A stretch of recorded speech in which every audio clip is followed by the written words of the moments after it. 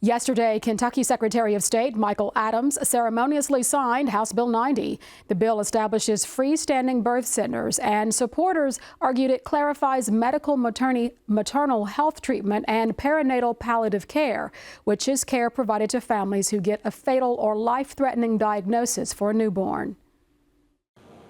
About a year ago, last June, Dr. Jeffrey Goldberg, who is an OB in Kentucky, on the other side of the aisle from me, contacted me and he said, "Hey, Jason, we need to work together. There's some states where some women who pregnant women who present with their lives in jeopardy or in danger, and this can happen in Kentucky." And I said, "Well, we've got a life of the mother protections in Kentucky law." And he said, "Well, docs are scared of them."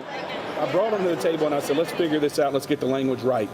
And groups that had not really worked well together in the past got together, and they were unified in the purpose of protecting Kentucky lives.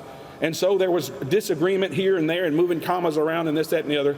But at the end of the day, we had a bill that could survive. This was a piece of legislation of collaboration, of monumental task. It is a collaboration. It is a melding together of several pieces of legislation. It is a bill that was the anchor bill, House Bill 90, and in a sense its companion bill, Senate Bill 17, and those bill sponsors have graciously worked to make House Bill 90 the anchor that holds on to perinatal palliative care, and also working with ACOG to clarify the language so that it is perfectly clear what is and what is not an intentional abortion, and making sure that the women in Kentucky have the maternal care that they need. Sometimes there's a baby that doesn't make it to their day of live birth or dies shortly after.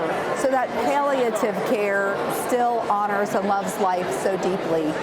To be able to so clearly declare that in the state of Kentucky, I believe holds Kentucky up as a model for truly loving life, loving mother, loving father, and loving baby. The past 8 years have been a good time to be pro-life in Kentucky. As just some examples, the General Assembly enacted, and I was proud to sign, a law to require parental consent for a minor to get an abortion. They enacted a heartbeat bill. They enacted a trigger law to take effect upon the reversal of Roe versus Wade, which of course blessedly came to pass. House Bill 90 shows that our legislators are just as committed to mothers as they are to preborn children. In Kentucky, we do have exceptions. An abortion occurs when a child maybe is an ectopic pregnancy that is putting a mother in grave danger.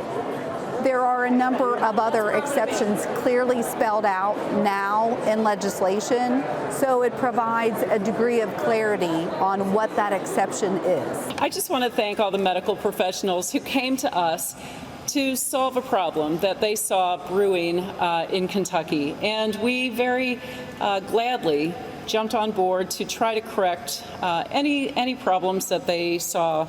And you know, of course, to protect our moms and protect our babies. And that is exactly what House Bill 90 does. It really will save lives. And so knowing that it will save lives is extremely gratifying, and it is exactly why we serve. More freestanding birthing centers are expected to be more available around Kentucky soon, as well as more access to midwives and doulas.